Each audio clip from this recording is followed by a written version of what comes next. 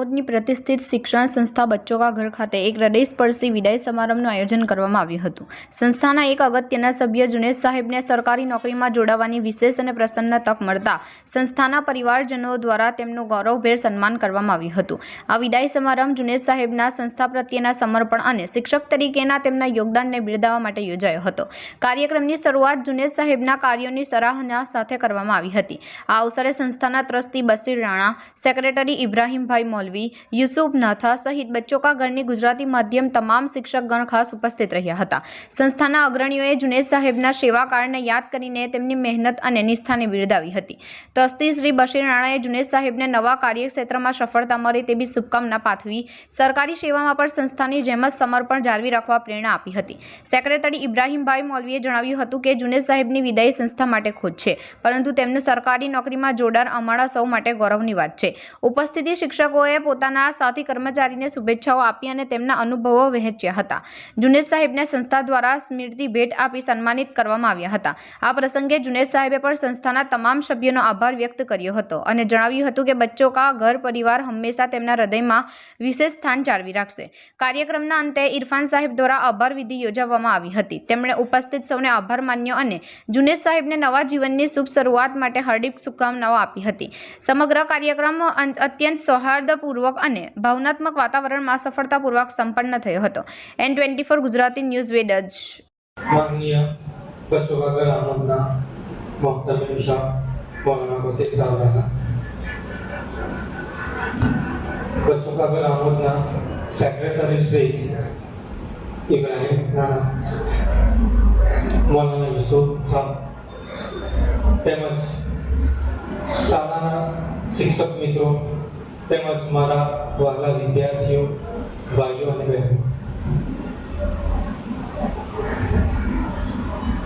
302 દિવસ સુધીનો મારો આ બચ્ચો કા ઘરનો કાર્યકાળ 302 દિવસ 43 અઠવાડિયા અને 7248 કલાક કે જે મેં આ સંસ્થાને આપ્યા। આ સમય ક્યાં જતો રહ્યો ખબર પણ ન પડી અને જ્યારે વિદાયની આ વાત આવી છે, વિદાય એ અંત નથી, વિદાય એ નવી શરૂઆતનો આરંભ છે। આખા વર્ષ દરમિયાન જ્યારે 23 ડિસેમ્બરના રોજ જ્યારે હું આ સંસ્થામાં આવ્યો અને પહેલા જ દિવસે મૌલાના બશીર સાહેબ રાણાએ મને આમંત્રિત કર્યો કે આચાર્યની જગ્યા બચ્ચો કા ઘર આમોદમાં ખાલી છે। એવી જગ્યા કે જેનો મને કોઈ અનુભવ ના હતો,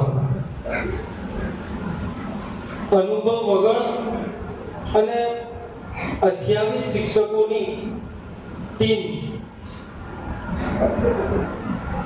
અને તે વખતે એમનું જે કોન્ફિડન્સ હતું અને કોન્ફિડન્સ જોઈને એમના વિશ્વાસથી મને અલગ જ વિશ્વાસ મારી અંદર પેદા થયો અને એમના થકી લીડરશિપ કેવી રીતે કરાય, લીડરશિપ એક બેસ્ટ અનુભવ મને એમની અંદર જોવા મળ્યો છે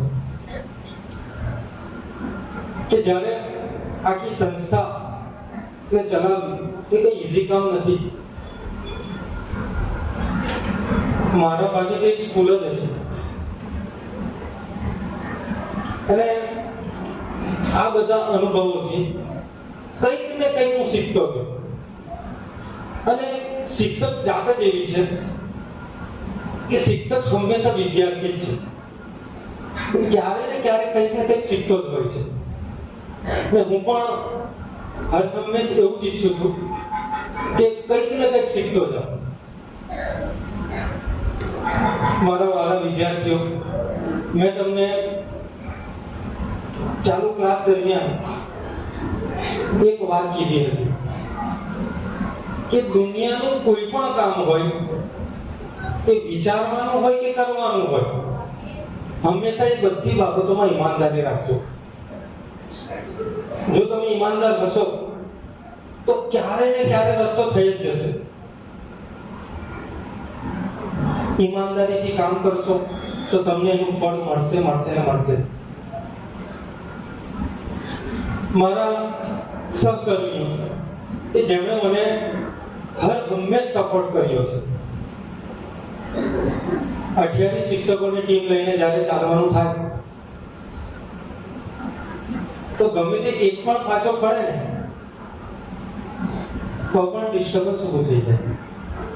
ને 28 શિક્ષકો મારી સાથે ચાલી અને દરેક કામમાં એમનો કંઈક ને કંઈક સપોર્ટ આપી આ સંસ્થાને કંઈક ને કંઈક ફાળો પહોંચાડ્યો છે. આ સંસ્થાએ મને ઘણું બધું શીખવ્યું છે અને ખાસ કરીને એક જુનેદ સખીદાસ બચ્ચો કા ઘર આમોદમાં આવ્યો હતો ત્યારે તેની ઓળખ કઈ અલગ હતી અને આજે તેની ઓળખ કઈ અલગ છે. આજે એ વાતથી હું ગર્વ અનુભવું છું કે આ સંસ્થાએ ફક્ત 302 દિવસમાં મને મારી પોતાની આગવી ઓળખ આપી.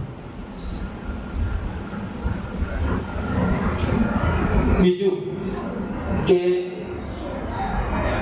લાઈફની અંદર સંઘર્ષ બધાને જ હોય છે, એટલે નાના મોટા સંઘર્ષોથી પીછેહટ કરવી નહીં. મહેનતથી વૈધા કરો આગળ, તમારો રસ્તો થઈ જ જશે. અને આ બધા જે બેઠેલા છે એમાંથી ઘણા એવા છોકરાઓ છોકરીઓ કે જે ભવિષ્યના ડોક્ટર્સ છે, એન્જિનિયર્સ છે બધા અંદર છે બધા. અને આવનારા વર્ષોની અંદર માતા પિતા અને સમાજનું નામ રોશન કરશે એવી મને આશા છે. અને હંમેશા ભલે આ સંસ્થામાંથી આજના દિવસ દરમિયાન હું વિદાય લઈ રહ્યો છું, પણ આ સંસ્થા માટે ગમે ત્યારે હું હાજર રહીશ. આ મંચ ઉપરથી કહું છું, કંઈ પણ કામ હશે તો હું આ સંસ્થાને ગમે ત્યારે, કેમ કે મને એ આ સંસ્થાએ જે આપ્યું છે એ હું ચૂકવી જ નથી શકતો. બીજું કે મારા ખાસ કરીને ધોરણ 10 ના વિદ્યાર્થીઓ કે જે આવનારા સમયની અંદર બોર્ડની પરીક્ષા આપશે, અને હું વલસાડને રિક્વેસ્ટ કરવા માંગુ છું કે એક્ઝામના આગળના દિવસોની અંદર હું બચ્ચો કા ઘર આમોદમાં મદ્રસાની અંદર એમને સેવા આપવા માટે તત્પર છું અને હું એમને સેવા આપવા માટે આવીશ. તો હું આશા રાખું છું કે તમે એ દરવાજા મારા માટે ખુલ્લા રાખશો.